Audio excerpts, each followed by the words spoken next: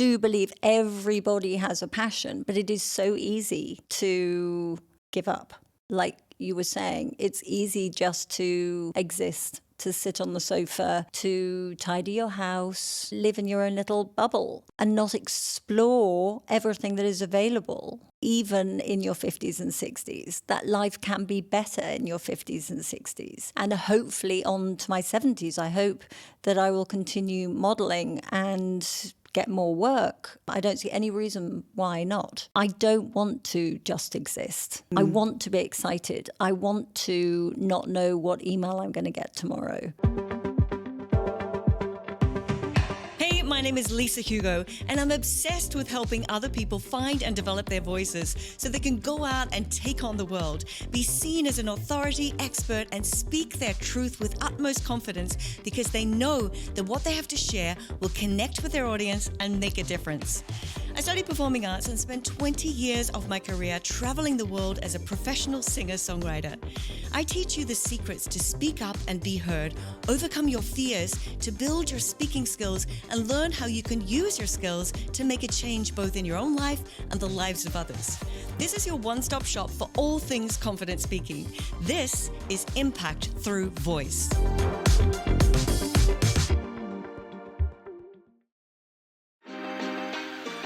Well, welcome back to the Impact Through Voice podcast. I'm your host, Lisa Hugo, and our podcast is all about empowering you to find your voice, find your confidence, and go out there and follow your passions. And today, I'm sitting down with Caroline Labouchere, and Caroline is a model, she's an influencer, and she came into this new career in her 50s. Well, welcome to the show, Caroline.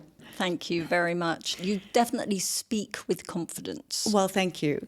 So, Caroline, I invited you on the show because you have quite a journey behind you and you have done exactly what I've just said our podcast is all about. You have found your voice, found your confidence, and found your passion. So give us a little intro to yourself. Tell us about yourself. Well, who even knew that was possible? For a start. I mean, there are so many people out there who don't know that it's possible. And I certainly didn't go out to make this happen. So it's just a list of circumstances that have aligned, and then I've put things into practice to make things better and to aid me, I guess. So share with our listeners exactly what it is you do now, and then we can go through some of the history behind that. Right. Now I encourage women via Instagram most of the time, a little bit through my website, to be excited about being 50, 60 to age and be excited about what is possible. That is what I'm doing now. I'm also a model. I started modeling when I was 54. Definitely have brain fog still. That's my age. So it's amazing that that's possible at this age. Exactly. And so many people message me and say, you did that, so how do I do it? So I have a group Zoom every now and then and talk to women about how I did it and give them suggestions on how they can do it too. That's fantastic. So how did that come about? How do you become a model at 54? Share with us. I think that's, my husband will say there's no such thing as luck. I think that I do believe I was lucky. I was given an opportunity and I went with it. Even though I had never modelled before, for some weird reason, I thought I would be able to do it. And I did, thank heavens. My daughter was working in London and her boss was looking for a grey model and flew me to London and I got the job, which put me in British Vogue 8 times in the first year. Wow. So how was that? Because to be put out there all of a sudden, if you've not done it before, how did that feel? It felt absolutely incredible. I had done a shoot unpaid with Mimi because Mimi started modelling when she was 14. And I did a shoot with her and I literally hid behind her. I was not in the right place. I guess I probably was the beginning of menopause at that point, but didn't really know it. And it also at the point in my life where I don't know if you can resonate with this, where you think it's your children's turn. Mm-hmm. You know, you've had your life and now they've grown and they've moved forward, and now it's their turn to have the smart car and whatever they want, and you step back and let them flourish. So Mimi is your daughter? Yes. Right. Yeah, she's 27. And how old is she now? 27. Oh, sorry, 20. Just been married for a year last week. Oh, congratulations. Very excited. to her. I said, please, can we have a baby now?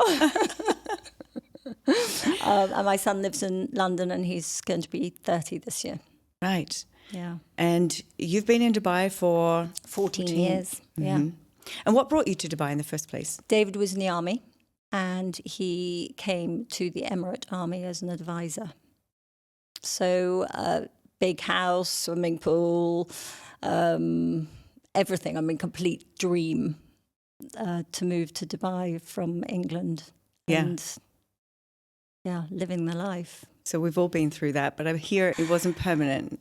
No, but I'm kind of pleased that it wasn't, because that isn't reality. And that part of life almost made me want to leave Dubai, because it wasn't real. And I wanted to possibly go back to England. Wasn't really sure where, but I wanted to start a real life with a real home, and bearing in mind that we had never owned our own home at that point, because we'd always rented, being military.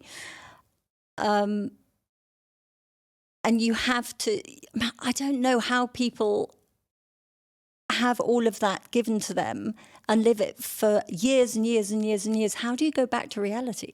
How do you leave here and go and you don't have a cleaner and you don't have a nanny, because no one wants to do those jobs in England? It's a good question. And my mum has always said to me, you'll never be able to come back to normal life. And I say, of course I will. Of course I will. I grew up in a normal life, so I could transition. But they don't have they do have InstaShop. But if we went to live in the country, they don't have InstaShop. And this is what I'm saying to David. He said, we can go and live in the middle of nowhere in a field. And I was saying, but how are we going to get our groceries? So I resonated a lot with you as well. I was listening to some of your journey, and I know you went through a really tough time where you didn't have all of that. And I'd like to tap into that, because I went through a very similar journey myself just a few years back. And so I think it makes us grow and makes us understand more about what we really like, who we really are, and what's important to us. So are you open to share a bit about that experience? Yeah, and I think I did learn so much about myself. And there are things I look back on and don't particularly like about myself back then. I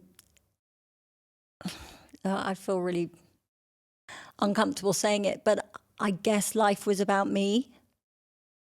You know, I was a bit back then, having been given this amazing house and given this, that and the other, and not that I'd had that for all of my life, not my childhood, but coming out here and everything's given to you on a plate, and that isn't reality. So I'm kind of grateful for that crash of David losing his job and us not having anywhere to live. We had bought land in Canada, and we had just paid it off. And then David lost his job, so we literally didn't have any cash. We had some land in Canada, but that was going to take a while to sell, and so we literally had no cash. So somebody very kindly lent us their apartment that was empty, and the AC didn't work very well. And Mimi was sleeping on a sun lounger, and the dogs were sleeping in a suitcase on either side. It was quite shocking for me. Yeah. And that then puts a strain on everything, on the relationship. Biggest strain on the marriage ever. Yeah. The closest we've ever come to divorce. And we've now been married for 33 years. Yes, I lost respect for David. I wasn't kind. But I had been brought up to be a wife. I had been brought up to believe that your husband looked after you. And therefore, he suddenly wasn't. And it just took me a while But how did he realise. feel? This is something which I had to realize Well, because I didn't really didn't take it that into consideration about how my husband was feeling, not being able Exactly. to be the provider and Yeah. not being able to do what he was ingrained to do and what we sort of expect through society. And he was going to coffee shops and sitting with his computer and applying for jobs, and he'd come back and I'd be thinking, how many jobs did you apply for? I've been sitting in a coffee shop all day. And it was not a good period of life, but I did learn from it. Yeah, and this was a part of the transition, right, to then get into the modelling. Am I right that opportunity came around that time? It was part of the transition, but that is because I spoke to a tarot card reader friend of mine in Swindon, where we used to live near Swindon, and I had seen her a few times there, and her name popped up on Facebook.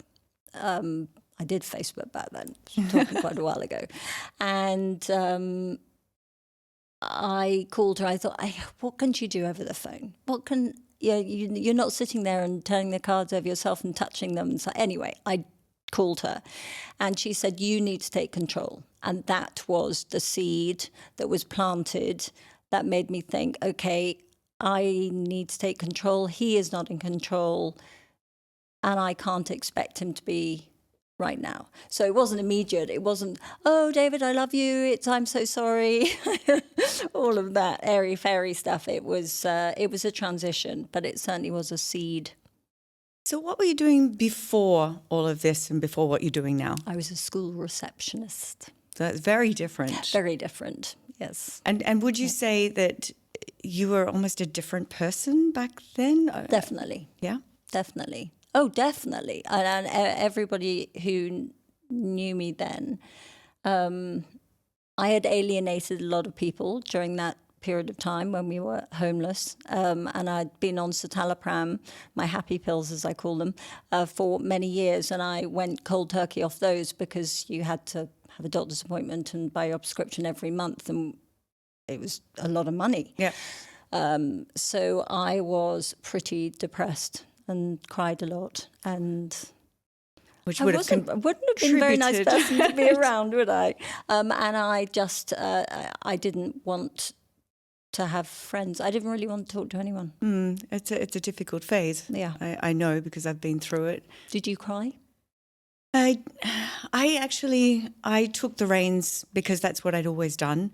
Amazing. And I'd always been an entrepreneur and run my own businesses. And so I just had to step up to the mark, and I said, okay, we've got to keep going. We've got to still keep paying the bills. So I just basically overloaded myself with more and more and more clients and more work. Impressive. Yeah. Well, David would have preferred to have you, I think. I was proud that I could keep it going, but that was a tough thing for my husband also to be able to swallow. Yes, I'm sure. Yeah. Because we've got 2 teenage girls as well, and life in Dubai is not inexpensive. And they have expectations too. Yes. It was a real transition for them as well to realize the value of money, to realize that you can't just go out and buy anything and everything, and that you have to think twice about, do we really need this? Can we really afford this? No, we have to go without. Yes. And that was a learning good curve. lesson for them. Yes, but I think my youngest became scarred through that, scarred about money, and I think she has almost that real fear of spending now, a bit extreme. I wonder if my daughter's got that. She likes to spend my money and not hers. Tell us about the experience of going to London and being pampered. Wow. I got there and I was the only one, which is very different in modelling. When you're with a group of women, it's very different to being the only one. And I literally felt like a star. From the moment I arrived, I was collected from the airport, taken to a very nice hotel. And the next day, taken off, and I had a dressing gown, and I had big comfy slippers, and a fabulous makeup artist, hairdresser. For me, it would have been a little girl's dream. Really, not everybody's bag, but something that I would have dreamed of if it had occurred to me that I could do it, but it never did. would you say that, or would you encourage women of any age to go and get a photo shoot? I think it definitely puts you out of your comfort zone. I did a neighbour I don't know very well was going to get some photographs taken by a photographer who has photographed me here. Fantastic woman. Natalia is her name. And she was really scared. She had never done anything like it before, but she loved my shots and wanted to try. And so I took her into the garden with her phone and showed her what she looked like from the front and what she looked like if she turned her hips slightly sideways. So just getting her to be more aware of how her body moves and what it looks like as you move it around on her phone. And I think if you've got that little thing inside you that says, I've always wanted to, then for sure. But I'm not really keen on these sort of glamour pictures. Go for something a little bit arty that you can put on a wall rather than something lying on a fur rug. You're not going to be able to get. You're going to find it in the drawer and go, oh my God. I wasn't referring to those kind of photos that you keep but in you the know drawer. what I mean. I know exactly what you mean. But I personally feel that when you do go and be professionally photographed, it builds your confidence. Oh, yeah. It really does. When you can see back, oh, wow, I don't look so bad when I've got the right lighting and the right angle. And it isn't necessarily makeup. It is the right lighting. It's being directed. I love it when a photographer has a say, has some input. So, because you can stand there sometimes and just, you're moving around all over the place. And these days you can't necessarily hear a click, click, click, click on a camera. So you think, well, okay, I'm moving around. Are you actually taking pictures? Right. I don't know. Did you take one? So find a photographer, and I can give you Natalia's details. Fabulous black and white. And she does videography as well. She has somebody who can come along and do that. So you have behind the scenes, and it is beautiful work. She worked for Yves Saint Laurent for years, and so she has a great eye. And she can advise on clothes, but really classy shots that you will want to hang. So it's a whole process, really. You have to know how to stand, how to hold yourself when talking about professional photographs in the modeling space, not maybe lifestyle shots and things that you would use. So in my instance, I'm not claiming to be a model, but if I go for a photo shoot, I need these for my website. I need these for my social, for other purposes, just to show who you are. Yes. But when it comes to professional modeling, it's very much about how you hold yourself, right? Did you ever learn that? No, I didn't. Might have come in handy a few times. Sure. Mimi's great. When I work with her, I watch her, and there's always room to learn for sure. But there are little things like people will say to you, your neck's disappeared. You think, oh. Okay. Or hold your chin so up. if you hold your chin up, or what's it? You put your tongue to the roof of your mouth. Mm-hmm. Okay, that helps with this. Which lifts up that little bit there. Just little tricks, and if you stand straight on, you're going to look wider than if you move your hips sideways. So, yeah, just try it. Get your phone out like all the teenagers do, like all the young people do, and just play around. You can delete them all afterwards. But no, if you want to do it, life is full of experiences, isn't it? And experiences round you. So, yeah. So this is one of the things that when I'm working with clients, I encourage them, because we are always held back by fear. We're held back by the things that we don't know and stepping outside our comfort zone and doing things which don't feel like us. And I'm always saying, if you're not prepared to stretch yourself, if you're not prepared to exaggerate things and do things differently, then you'll always just stay where you are. I even have this saying, we have to always DSD. We always have to do something different. We want to grow Yes. and develop and find new Nothing opportunities. is going to change Yeah. if you don't do something But different. I That's absolutely think we right. get stuck in this comfort zone through all areas of life. When coming to Dubai, I mean, that was my third, fourth country that I'd lived in. So it was exciting. It was new. But I'll say now I've become very comfortable after 17, 18 years here. And the idea now of moving on, because I haven't done it for a long time, it's scary. It is, but we honestly have the best of everything here. We do. We really true. do. And it isn't just making it up. I mean, you can just sing the praises from moving Shakespeare Road over pretty much overnight to, I don't know, getting your petrol delivered. Oh, yes. For goodness sake. I know. When you talk And to anybody else. During Eid, you could get a goat delivered by Kareem. Did you know that? No, I didn't know that. Yes. Literally on the app, you could get a goat delivered to your door. Right. Well, if you need that. Yeah. So you're now using your newfound life, basically, to help other people to find and grow outside their comfort zones, right? How do you do that? Yes, it's about finding a passion, isn't it? And I do believe everybody has a passion, but it is so easy to give up. Like you were saying, it's easy just to exist, to sit on the sofa, to tidy your house, live in your own little bubble, and not explore everything that is available, even in your 50s and 60s, that life can be better in your 50s and 60s. And hopefully on to my 70s, I hope that I will continue modelling and get more work. I don't see any reason why not. I don't want to just exist. I want to be excited. I want to not know what email I'm going to get tomorrow. To travel, to see all the animals. I keep coming across animals I've never even heard of, like a flying panda. I know. So, there are things out there that we don't know about that it's just exciting. But okay, what would be your most memorable shoot?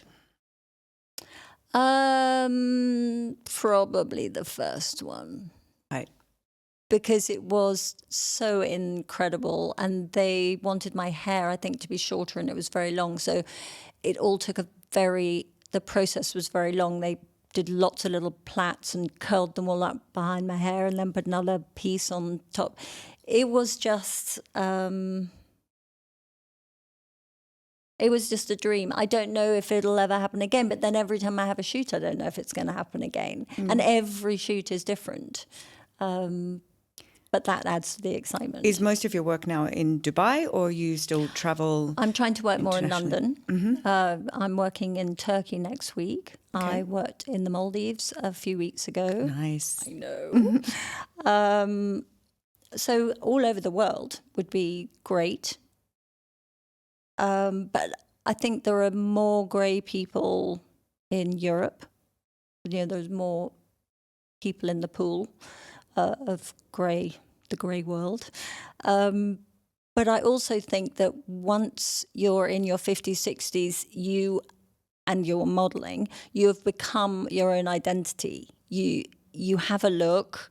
That's your look, unlike the plethora of 20-year-olds who all look very similar. I think we all look quite different, and our characters show in our faces more. I think we are younger at this age than we've ever been. Yeah, than previous generations. Yeah. And when I looked up to somebody who was 50, I thought, that's ancient. I know, and that's now, it. if I would think that other people are looking at me and thinking, oh, she's ancient. I know. But I don't feel in any way older. You are middle-aged. Yes, I agree. And I'm just coming into finding all of those passions and things that I really want to do now that my kids are, they're in their late teens and they're going to start going off and doing their own thing. Then it's really important to have something that lights you up, something to work towards. Yeah. Yeah, something that makes you get up in the morning, other than the dogs. Yes. So your husband, David, he's a Yes. coach. Yes, he is. Yeah, he coaches CEOs. Right. So that was his transition then from the military. Yes. into this. Exactly. And so was it through this tough time that he then found that new That side was of a COVID himself? thing. Okay. He started when he left the military. He started training because he's a triathlete. He's an Ironman world champion, and so he was able to train people in triathlon. He still trains a few people just because he loves it. But other than that, he coaches CEOs because he knows how lonely it was when he was a brigadier in the army to be at the top and not have anyone to talk to. So, yeah, he's very good at that. Not me, though. Don't be coaching me. And the sport, is that something that you do together? We ran 100 kilometers together. Oh, my gosh. Yes, that was quite a feat. And I can honestly say I've never loved him as much as I did at the end of that. We finished at 2:00 in the morning. It was in England. Swindon, where was it? Oxford, Swindon. And it was very, very tough. 16 hours. That's insane. Yes. I mean, people talk about We did not expect it marathons. to take so long. We thought it would take around 10 hours. But not having trained in England, we were not ready for it. And why? I love to have a challenge every year. It doesn't matter what it is. I just like to have a challenge. So I had done a 56-kilometer race in South Africa. And from there, it seemed only sensible to do something silly like 100 kilometers. Why not? Why not? Yes. But then, David's doing this, he said was much harder, but his Ironman takes him, 10 and a half hours? You're allowed 17. And he wants to be one of the oldest people to ever do a triathlon. So he will be one of those people, I guess, around 17 hours by the time he does it. So it sounds like you're both, very competitive and like to have these challenges, which makes you a good match, right? Yes, we want to stay fit. We want to stay lean. And our body shape is important to us, both ways. Him thinking about me thinking about me, and vice versa. It makes us happy to be lean and look after ourselves. It's always been part of our lives, actually. I like to think of it as going back to sort of caveman era. I picked him, and I think he picked me because he thought we had good genes. Right. And so when Mimi was single, I would say to her, right, we need long legs. Whoever you marry, you have to get the long leg gene because we're missing it. So because although my husband's tall, I always say to him, your legs, you've got a long back and short legs. We need long legs. And funnily enough, her husband has long legs, so she did a really good job. Well, I don't think she did that on purpose. I think we're attracted to something similar that we've had in our parents. Yes, yeah. But I do believe that going back, you chose somebody who you knew could catch food for you. I've never thought of it that way. I'm going to be honest. But no. We so believe this in our family. Really? Yeah. Because I just have always, as I said, been my own boss and always been my independent self. And so when I met my husband, it was never about, are you going to be able to provide for me? We would just work together. I know my husband would catch the best food if he had to go I out don't there think and mine run around would and actually catch it. at all if I would think of it that way. I don't But think you'd he'd be just a very be good running hunter. everybody. You'd just be sending them out at certain times. Who would be going out and checking for tigers? Honestly, I've never even put my mind into that. But okay, if we were forced into it, then I guess it would have to be, right? Yeah. It's survival of the fittest. Yes. Yeah. That's what I'm a believer in. Yeah. So sorry, I know we went really off on a tangent there. We did. I want to go back to this confidence that you've found now in this stage of your life compared with where you were before working as a receptionist in a school. And have you ever thought, why did I not find this earlier? Or I didn't need to. Okay. Or I didn't know I needed to. I didn't know it was an option. And I didn't need to because I was the one walking behind David. Right.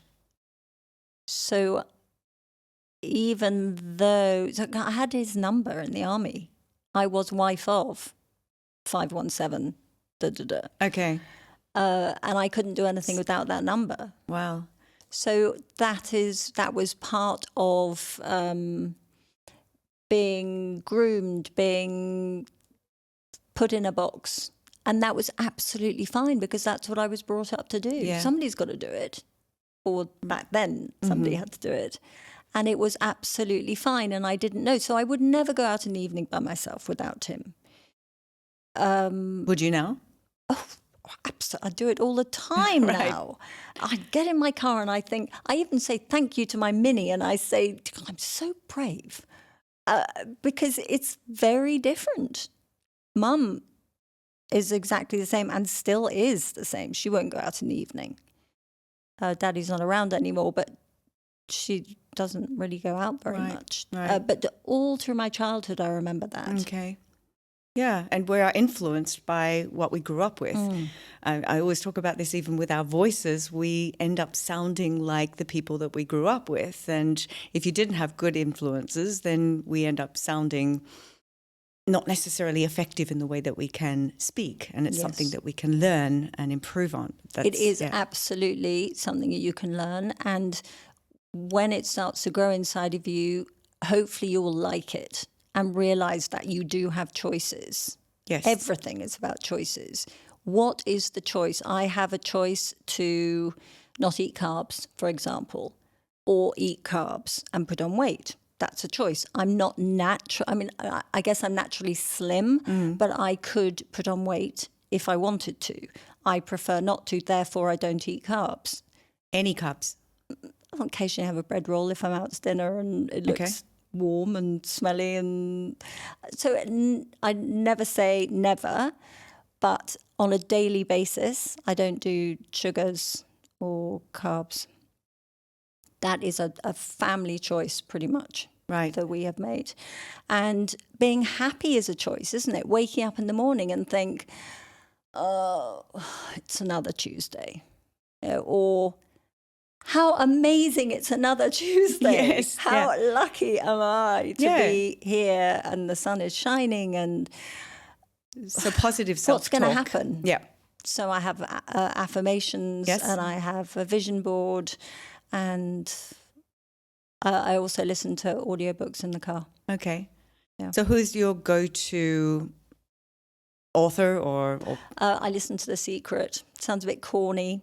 You know, The Secret, Oprah, it was an Oprah thing back in the 80s. Yes, okay. So I dabbled in it when Oprah sort of started it, I guess, back then. And my husband was not having any of it back then. And so I just kind of dabbled and left it. And I've come back into it big time now. And I just love listening in the car. I don't have music. I just have that talking. So that's inspiring for you, motivating. And it tends to be, it comes because I have it on auto loop. The right bit tends to come up for whatever moment I need it. Okay. And even if it's thinking about the traffic lights changing or wanting a parking space in the mall, you know how people believe they're going to have a parking space, it's not going to be an issue. Okay. Or you go into the mall and you just think, I'm not going to find a parking space. Right, yeah. So I just love that positivity. Yeah, that's true. Yeah, that's really important. But I will say, driving here, I got every single traffic light and I'm going, no. Because you can't, and that's not the way to react. Wow, great, I get a little pause again. Yes. I'm not in a hurry. There's generally a reason. So I think the author says that she leaves her keys in the house and she goes back to get her keys and the phone rings. I mean, back in the day when you had a phone in the house. And there was a reason she had to answer that phone. So the phone call. So there's always a reason for something happening. Yeah. I got a parking spot right outside. Wonderful. I was slightly worried about getting a parking space here, but didn't need to worry at all. No. I want to hear about you're now using social media as a way to connect with other people and Yes. and this inspire. is really important because I'm able to speak to some amazing people because of my following. No other reason than that. But oh my gosh, these people that I managed to contact know their stuff. And I believe anything I'm going through, there are going to be a lot of people out there who are going through the same thing. So we started talking about menopause, about 5 years ago, I suppose. And I think in some ways it's overdone now. People are a bit bored of it. But I think the youngsters still need to be talking about it. I think this age group still needs to understand it because I've got friends coming into it who still don't really understand what the symptoms are or how their body's going to react and what it's even about. And it is a tough time of life. It is. Mentally, it is very, very tough. You start to feel like you're losing yourself. You get brain fog. You feel like I'm no longer comprehensive, unable to. But we don't worry about visceral fat. We don't worry about fat around our organs. So you can be slim and you can still have fat inside you. If you dealt with that situation and then people say, oh, but it's too expensive to get a scan. Yes, it's expensive to get a scan, but you're going to potentially give yourself another 20 years of life. And if you don't do that, you're going to end up in an old people's home, probably. So do these things. Yes, it isn't cheap, but just do it. You only have to do it once to see if you're fat inside and move forward from there. Right. So this see a good dermatologist. That's another thing that drives me crazy. It isn't necessary to have spots. I didn't see a dermatologist until I was, 52? Why? Why did I not send my daughter to a dermatologist in her teens? Not that she was very spotty, but working in a school, so many spotty kids. They don't have to be. But you don't look like you would ever have any skin issues. My skin is better now than it has ever been. And I was one of those sunbathing tinfoil people. Well, I grew up in Australia. Exactly, yeah. You didn't do tinfoil in Australia? I didn't do tinfoil, but I did baby oil. Oh, yeah, baby oil. Yeah. That's a thing. Yeah. Terrible. We didn't know back then. No, there's a lot to learn. So I'm very lucky that I get to speak to these incredible doctors and they share their information, and finding the right doctor is a minefield. I have a list of menopause specialists on my Instagram from all over the world.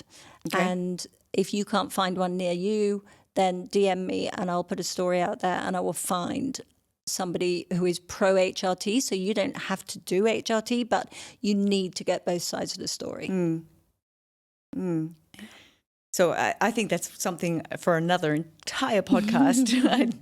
I know there are some people out there with podcasts on this topic, but I think it's very valuable for all generations to understand. And men. And men, absolutely. Yeah, men, sons, and I would say I come across a guy was interviewing me on a podcast, and I said, well, so when did your mum go through menopause? I don't know. Yeah. Well, ask her. But men also go through a version of menopause, andropause as well, that they don't really understand when they hit a certain mid-age. Is that when they buy their sports cars? Possibly. But they also get this brain fog and the confidence drops. I've had lots of executives and leaders come to me who have said, I've always been good at public speaking. I've always been confident, but now I'm losing my confidence. I don't trust my ability to be able to go out in front of an audience. And I think it has something to do with the changes that we are all going through mentally in our bodies. And I think men go through an element of it as well. It's just not talked about either. Yeah, and the same with breast cancer. Men get breast cancer. And yet it is never talked about or rarely talked about. We have Breast Cancer Month, the pink month in October. Yes. Does anyone mention men? No, it's never. It's so true. Yeah. They are left out. So what's next for you? Where do you want to go next? Who knows? What about for you challenging yourself in another area? Do you have anything you would really aspire to do? I'm going to keep talking to experts because I'm never going to be an expert. I don't want to go back and study and do anything like that. I'll leave that stuff up to the experts, and I will allow them to share their information with people. So I guess it's introducing people to people that they really should know. That's valuable. Yeah. And you're doing this mostly via your social channels, right? Yes. So Instagram is Instagram, yes. your A bit of go-to? YouTube. And what's the response from people, like in your feeds and your comments and It's good. emails? I rarely get anything negative, but it will be. I had one on my latest post, and that was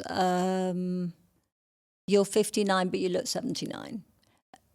Yeah, That's just and somebody it'll who's be jealous. maybe I get one of those a month, but that's the sort of comment it'll be. Well, I'd say you're 59, but you look 39. Well, You look thank you. amazing. Thank and you. I absolutely think your hair color is stunning. Thank you very But much. I don't think it looks grey as such, with silver, whatever we want to call it nowadays. I know it's becoming more of a thing. I've thought about it. What am I going to do when I start getting more greys coming through? Do I do it? Do I embrace it? Do I not? And I Family haven't have to be decided. on board. Your family and your friends have to be on board, because if they're not, it's hard. Yeah. Because I came to Dubai grey 14 years ago. I had So you very went grey short very early grey then? hair. My mum was grey in her 20s, so I'd been Right. brought up with it. Okay. And then when I got to Dubai, everybody said, you can't be grey in Dubai. So I dyed it, went blonde, Oh, wanted to fit in. yeah. So my mum is 84 and she still dyes her hair. So I guess I've And what colour does she dye it? sort of brown, my color basically. Oh, really? Quite dark. Yeah, yeah. Maybe a little lighter now, more into the goldy browns. Yeah. And I think do you know what? You're reminding me, my granny died when she was 97. And I think she pretty much dyed it up to the day she died. And she wouldn't go anywhere unless she had it done. And she would say, Oh, yes. just wait until I put my face on. Yes. Can't go anywhere until Or I the put my face rollers. on. Yes. Yes, very much sort of Queen Elizabeth type Yes. hairdo. Yes. So you need the rollers. So I think it comes down to style and how you style yourself as well, because you can allow yourself to go natural, Yes. but you can look much older through that because of the way that you style yourself. Also, skin and everything has to do with Yes, it. And as we the way talked you about, walk. the Way you walk, the way you... weight and all of those things. Yes. Yeah, add to because it. it is expected to put on weight when you're menopausal.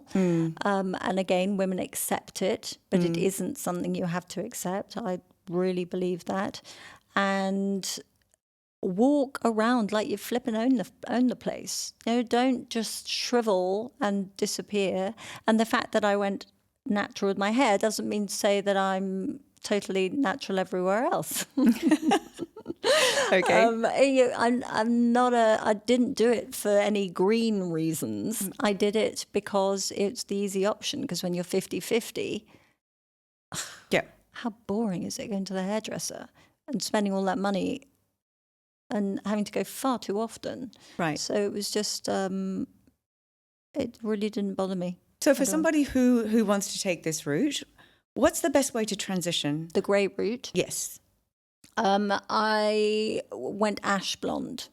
Okay. So I went ash, and then the grey sort of starts to mingle in with it. And if you wear it back, you don't have that, that line. Yep. Then you still have the line around your face, right? Well, it depends where you're going grey.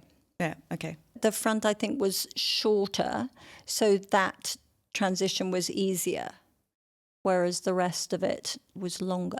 No, I didn't. I went short. I went about this short to go grey this time. Right. So if you can bear to cut it, Yep. because it would be easier. Yeah.